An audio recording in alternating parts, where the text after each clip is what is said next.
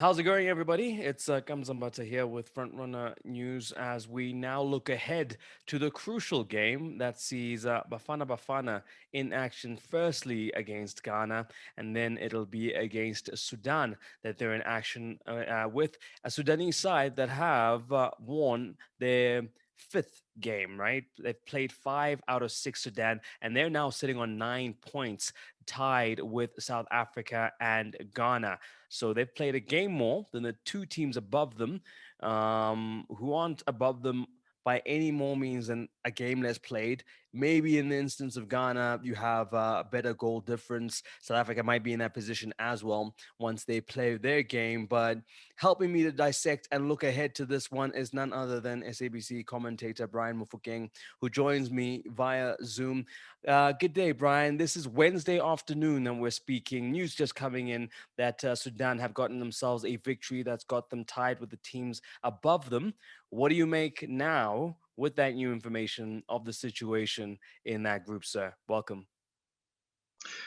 Thank you very much, Kams. I think, this makes for very interesting. I mean, if you look at the fact that Sudan were able to win against Ghana, so it means there will not be an easy team to play against, especially given the fact that South Africa has to go to them. Remember, South Africa hosted them in South Africa, they won by only 1 goal. So it's going to make for a very interesting finish. And I believe, the best teams have to qualify for AFCON. If you're unable to win in your group and be able to win your group or finish second in your group, you have no business even making the AFCON tournament. So I think Mofokeng knows he's got his work cut out. They're up against Ghana. Ghana also want to qualify. So it makes for interesting reading. For sure. Looking at that, obviously, with Ghana, the news is around them. It's a bunch of locally based players. That's the largest contingent, obviously, due to some of the travel restrictions. They do have some of the players who ply their trade in the East who've been able to join up with them, but as a small minority, what do you make up of that mix then in terms of the players that will be up against Bafana? Is it one of those situations where now we speak about the no excuses territory for Bafana since it's a, in inverted commas, weakened Ghana side? I think if we go around and think that the Ghana team we're going to face is a weakened Ghana side, we'll get a serious hiding. Unlike Bafana Bafana, Ghana has been in camp for the last 4 weeks. They've had these players, the locally based players, have been coming in and out of a camp that was organized by their coach, who already saw this problem happen when they played against Sudan, where they could not get some of the best players, hence they lost that game against Sudan, and he did not want to see the same mistake happening again. So he decided to try the locally based players. I mean, out of the players here in camp, 9 of those are fairly new players. And they have some very exciting players in the squad. I mean, you talk about from the goalkeeping department. The goalkeeper just won the Golden Glove in the Under-20 tournament recently. They won in Mauritania. He's a wonder to watch. So that's one player to talk about. You're talking about the player was a top player in a tournament in Mauritania. So they have some good players that are brought into the squad. And if South Africa go then become complacent and think that, Ghana without your AU brothers and your party, we're going to just get there and get a party. It's not going to happen. It's going to be a very tough game indeed for South Africa. So they need to walk into this game and focus more on their problems and focus more on winning their game at home.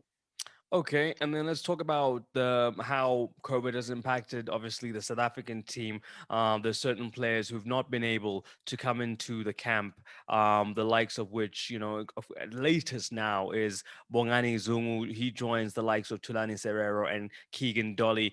How much of a miss are they going to be? At this stage, it seems like Percy's the only one who's been allowed to travel. Who might be full of beans because, some will say probably not getting the time that he would like at Brighton and is not going to be missed by Brighton since he has to quarantine on his return. Listen, I mean, there are 2 ways to look at it. First of all, Pesita have not been given time to play at Brighton because if the team is not doing bad, you don't really want to tweak the team that much. So that's a reason why probably Brighton decided to go with the tried and tested and kept them. And, they have Pesci as an option should they need a rise to have him on the team. So the fact that he's come to South Africa, he'll have to quarantine. By the time he finishes, maybe there'll be what? I mean, after 2 weeks or so, he'll be able to get back into action. And if he does perform well in this game for South Africa, that will also now put pressure on the team to say, we have this player we're not using. look how well he's done for his country and look how well he's been doing for his country all along. Maybe let's give him a chance and see once again what he can do. I mean, the Bongani Zungu thing, I knew that was never going to happen. There's never going to be able to come here. I mean, given the fact that Glasgow Rangers is in the same segment as the UK-based team. All the UK-based teams have had this problem, Right. And Dean Furman also was a story that we knew that was never able to travel. We knew also that you're going to have those problems. And I believe that the fact that the coach brought in 5 players to replace those 5 players he thought were not going to be able to make the team is good news, because then you have you have the likes of Leboa Mabuya, high on confidence to be part of the squad.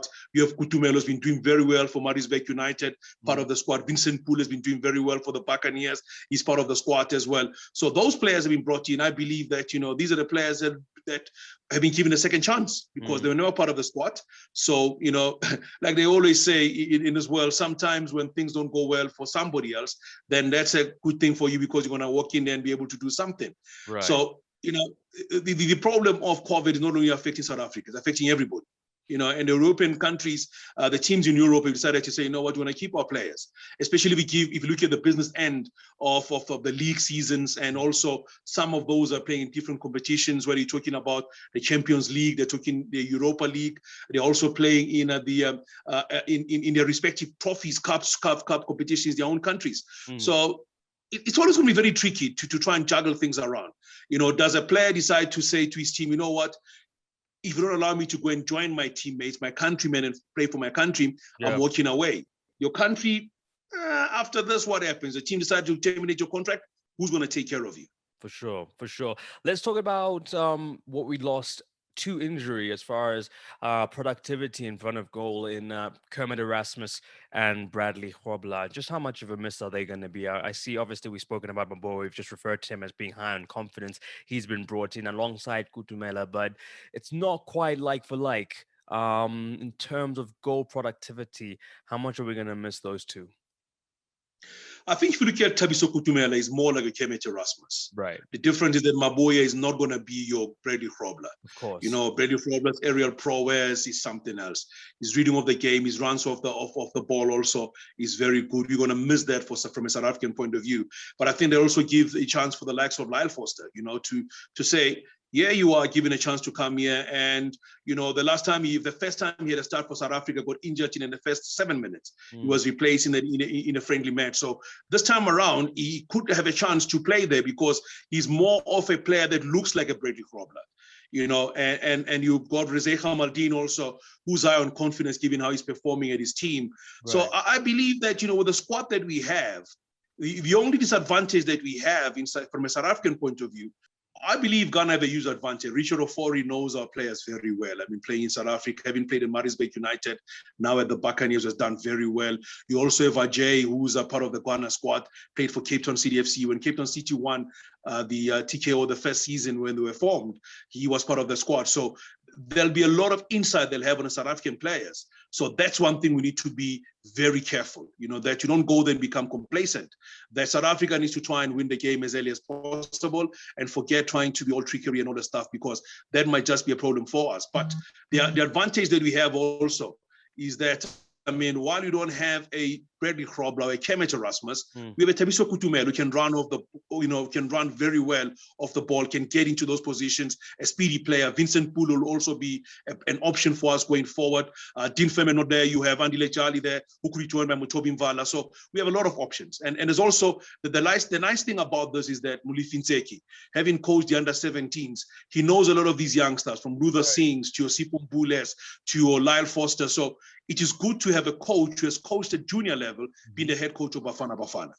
Okay, and then lastly, in terms of personnel, is there anyone that you maybe think the coach might have missed a trick with in terms of, kind of looking at that player's form and their contribution to their club? Names that come to mind, the likes of Danzani, maybe, players who have lost out in this certain camp. There'll be future camps, but is there anyone where you thought, he could have been useful to the coach, even though he didn't get called up? I believe if we're playing a game that is not as crucial as this one, Mhm. The likes of Ndwandwe could have got a look in, the player for Golden Arrows. I believe he's doing very well for his team. He's playing very well. Dansani of late has been off boil. I mean, he lost out. If you look at the last time he scored a goal for Cape Town CDFC, and the fact that he's not been scoring goals, hence they've lost matches. If you look at the last 7 matches, they only scored 5 goals in the last 7 matches. And that's a team that was one of the best scoring team in South African football this season. Right. But because of the fact that he's been firing blanks, hence they find themselves where they are without winning matches and struggling to be able to convert the chances they have in front of goals. So I think that's one thing we need to talk about. But also I believe that be future camps. Some players will also be able to get more action and be able to brought into the squad more going forward. You know what? We can sit here and argue about some players who are really doing well for their team that could have been part of the squad and that are missing out. But I believe now the coach has gone with a tried and tested. These players that are selected now were part of that campaign, the team that I had when they played against the likes of Namibia and the likes of Zambia as a prep match. So I believe this is the team that we have, and a moment we need to support the team that we have at the moment. Okay. So looking at the situation in the group now, South Africa sitting, obviously with being in second position, a game against Ghana, a game against Sudan. I guess my question to you is, can we overturn what Ghana did to us, and do you think we can do the double over Sudan? I believe we can overturn what Ghana did to us. The only disadvantage I believe that we have as a country is that what Ghana did, they took us outside of Accra. They took it to the Gold Coast, and that was a bumpy situation for South Africa. South Africa got there, they couldn't adjust, they struggled, and hence they lost that game. Playing Ghana at FNB Stadium, it's one of those. I mean, that's a venue they know very well, Ghana. They played a lot of matches, and they'll come in here knowing very high in confidence. I think the advantage we have at the moment is that they'll not have the throngs of support they used to have at FNB Stadium, the fact that they're no fans. So I think it's level picking for everybody. We're going to go in there and just have to do our job on the field of play. And as far as Sudan is concerned, I was with Bafana Bafana when Coach Stokes Mashaba took over in Khartoum and in 2014. And I can tell it won't be an easy game in Khartoum, because especially given how things are at the moment, where I'm sitting now, I believe South Africa needs to play against Ghana, play for a win. Worst case scenario, get a draw. But I believe a win will be the best thing they should be going for. So that when they go and play against Sudan, they know that Ghana will win against Sao Tome. Sao Tome has been the group donators as far as points are concerned. So you do your job and do your business at home. So when you go away, you don't have to worry and have the pressure of having to win a game. That you can afford to go to Sudan and get a draw, and you finish within the top 2. Okay, so when it comes to the coach, Brian, obviously in 2 games time, in a very short space of time, we're about to find out whether he's qualified the team for AFCON. Does that keep him his job? Does qualification ensure he keeps his job, and does not qualifying put him at risk of losing his job? I think it would be very unfair, Kamza, if they were to fire him should he not qualify, or, for example, if he loses against Ghana and does not manage to qualify for the tournament proper. Because if you're looking at continuation, the same Ghana is in the same group of Bafana Bafana for the qualifiers for the World Cup. You have Ethiopia in the same group as well. So for me, tempering now with anything will just cause chaos and panic, and that's going to be a problem going forward for the team. I believe, he's proven his worth so far. The argument always come to, was he the right man for the job? That's a debate for another day. Discussion we need to have on a different day. I believe that given the fact that he's paid his dues at under 17 level, he's been part of the setup for a while. He understands the players, and I believe that we have the right guy for the job at the moment, and we should just give him the support to see what he does going forward.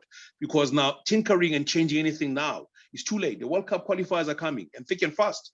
So you cannot be changing anything. The only thing you can do is beef up the technical team if you have any problems. Okay, and then there's talk of obviously not having crowds. We've spoken about how Ghana might not have Ghanaian people that are here in South Africa supporting them at the stadium. What of South Africa having South Africans? Because obviously the turnout for Bafana isn't the greatest usually. Yeah. And usually what surrounds them is negativity. Is this kind of being played during COVID gonna help the players a little bit, because they can just be left to their own devices? How does the not having a crowd factor in for Bafana this time? I think you have to remember one thing. As South Africans, we're very critical. In South Africa, when Bafana is not doing well, we are the first to attack them. We're the first to tell them exactly where to go and where to get off. And I believe now, given the fact that there are no fans at the stadium, there'll be lesser pressure for them to be able to do what they have to do, play the game and win the match, which Right. is very important. Right. You cannot sit back and just think that Ghana come in here, they'll just be a walkover. It won't be. It won't be easy. The players have to put their weight in. They have to come out and really deliver on the field of play. It is a huge advantage given the fact there won't be fans who won't be booing the team because, South African fans, if the team not doing well, we start booing our own national team. So I believe that should be the huge advantage for South Africa. But I mean, the Ghanaian squad is a very good squad. I mean, I'm looking at a player like Wakaso. He's been there. He's done everything else. You're talking about a free Poku. He's done very well for the team. So they have some good players. Kwame Opoku, another good player to talk about. And then there's also a player who's just, as I mentioned, a goalkeeper is one of those who just came back from a big tournament, having helped Ghana to win the under-20 tournament. And there's also Philemon Bafor, another actual player to talk about. So they have a very good squad. If South Africa goes there and become complacent, we'll get a serious siding at FNB Stadium. And the fact that they're playing without fans, I think will be a huge thing for Muli Finseki to prove, because everybody glued to their TV screens, on radio, listening to see how the team is going to do. He just have to go out there and just prove his haters that, I am the right man for the job and this is what I can do for the country going forward. Okay, I'm not going to put you in a corner and ask you to make a score prediction, but I'm going to make you make a prediction as to whether Bafana Bafana will qualify or not. So you don't have to get I believe Bafana will qualify for the AFCON tournament. Having done the spade work, winning against Sudan, winning the 2 matches against Sao Tome and Principe, having Ghana at home, that's when you need to prove your worth. Right. Playing Ghana at home, a winner against Ghana at home, I think it wraps it up. Okay. Let's see how it pans out. As we said at the beginning of this chat, we had learned just prior to getting onto our discussion that the team that are currently sitting in third in Sudan have gone and won against the whipping boys of the group in Sao Tome and Principe. They've played one more game than Ghana and South Africa, but it does mean that currently, as it stands, there are 3 teams tied on 9 points. So it makes for interesting days. Mr. Mofokeng, thank you so much for your time and for your expertise as always. Always a pleasure, Kamza.